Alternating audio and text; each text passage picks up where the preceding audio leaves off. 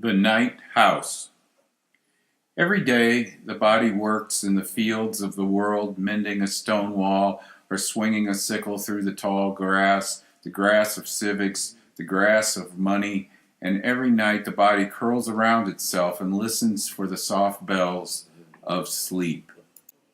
But the heart is restless and rises from the body in the middle of the night and leaves the trapezoidal bedroom with its thick, pictureless walls to sit by herself at the kitchen table and heat some milk in a pan. And the mind gets up too, puts on a robe, goes downstairs, lights a cigarette, and opens a book on engineering. Even the conscience awakens and roams from room to room in the dark, darting away from every mirror like a strange fish. And the soul is up on the roof, in her nightdress, straddling the ridge, singing a song about the wildness of the sea until the first rip of pink appears in the sky. Then they all will return to the sleeping body the way a flock of birds settles back into a tree, resuming their daily colloquy, talking to each other or themselves, even through the heat of the long afternoons, which is why the body, that house of voices, sometimes puts down its metal tongs, its needle, or its pen to stare into the distance, to listen to all its names being called before bending again to its labor. Billy Collins. Welcome once again to the Poetry Oracle podcast. Today I found a certain excitement in picking through the hundreds of poems that sit on my shelves, hard drive, and in my soul to find the right one for today. And this one by Mr. Billy Collins, a fellow Irish tribesman, is certainly one of the top ones for me all time. This is, in my humble judgment, mythopoesis at its very best. Sleep, that place where we spend 1/3 of our lives, is a very, very important factor in our lives. It is a place where the rules of our waking 2/3 lives don't necessarily apply. And what happens there in that world, just as alive and real as this world, often gets poo-pooed as irrelevant or just a dream to be forgotten in the 2/3 world. And yet again, we spend 1/3 of our lives there. Gravity, time, logic doesn't count or matter, and or what we believe is impossible becomes possible. We can ride on a blazing phoenix through the sky, sink in deep water for what seems like forever, fight dragons, visit with those who have long since passed or have never existed, say anything we want to say, and things are said to us where we hear them sometimes, somehow, differently. And sometimes, when we are lucky enough to remember the dream, they elicit clues, guide us, even provide us solutions we never had thought of in the 2/3 world when we reawaken.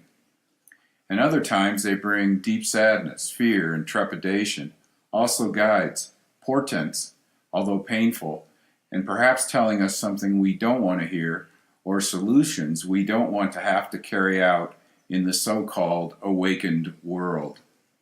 And sometimes they are just the e-ticket ride in the fantasy amusement park, where we can just enjoy our dream being lives, ageless, timeless, playing in a world full of mythic characters and beings and adventures.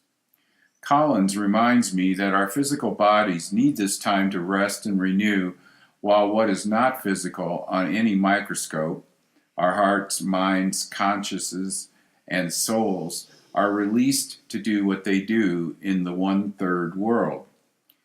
These days, lately, sleep has been optional for me, and my body reminds me during the day with fatigue.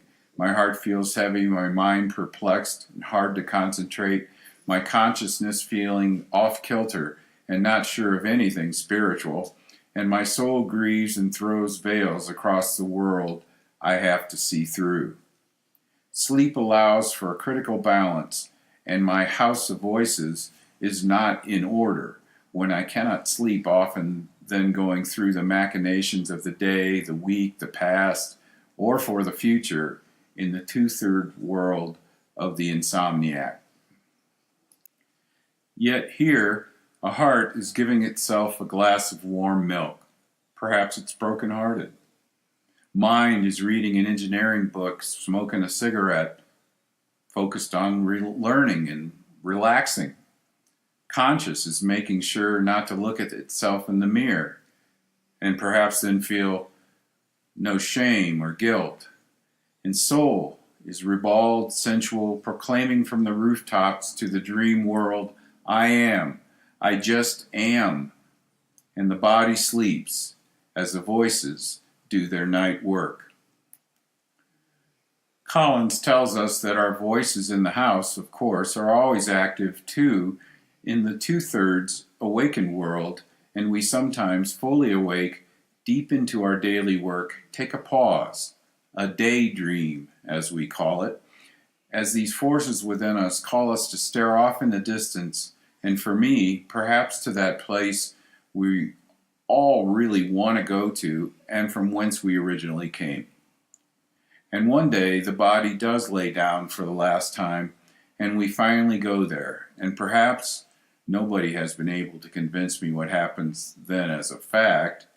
We are fully free of the body's cares and can play and have adventures in the timeless, eternal, mythic realms that something deep in us knows is out there and equally real. And I like that story, this poem. It feels right to the voices in my house as I sit here with a warm cup of coffee and first wondering what is next for me in the two-thirds world of work, and then wandering off with a certain yearning to what might be called home with a capital H and a long O. Thanks, Billy. I like how you play with words in both worlds. So saith my house voices. About Billy Collins. Billy Collins was born and raised in New York City in a large Irish family.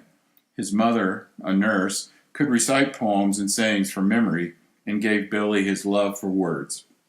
As U.S. Poet Laureate from 2001 to 2003, Collins read his poem The Names at a special joint session of the United States Congress on September 6, 2002, held to remember the victims of 9/11 the year before. The poem also appeared in the New York Times September 6, 2002. As Poet Laureate, Collins instituted the program Poetry 180 for high schools. Collins chose 180 poems for the program, and the accompanying book, Poetry 180, A Turning Back to Poetry, one for each day of the school year. Collins edited a second anthology, 180 More Extraordinary Poems for Every Day, to refresh the supply of available poems. The program is online and poems are available there for no charge. Collins was a professor of English at Lehman College in the Bronx from 1968 to 2016. As of 2018, age 77, he is a teacher in the MFA program at Stony Brook, Southampton. Deep bow to you all, and blessings until the next poem.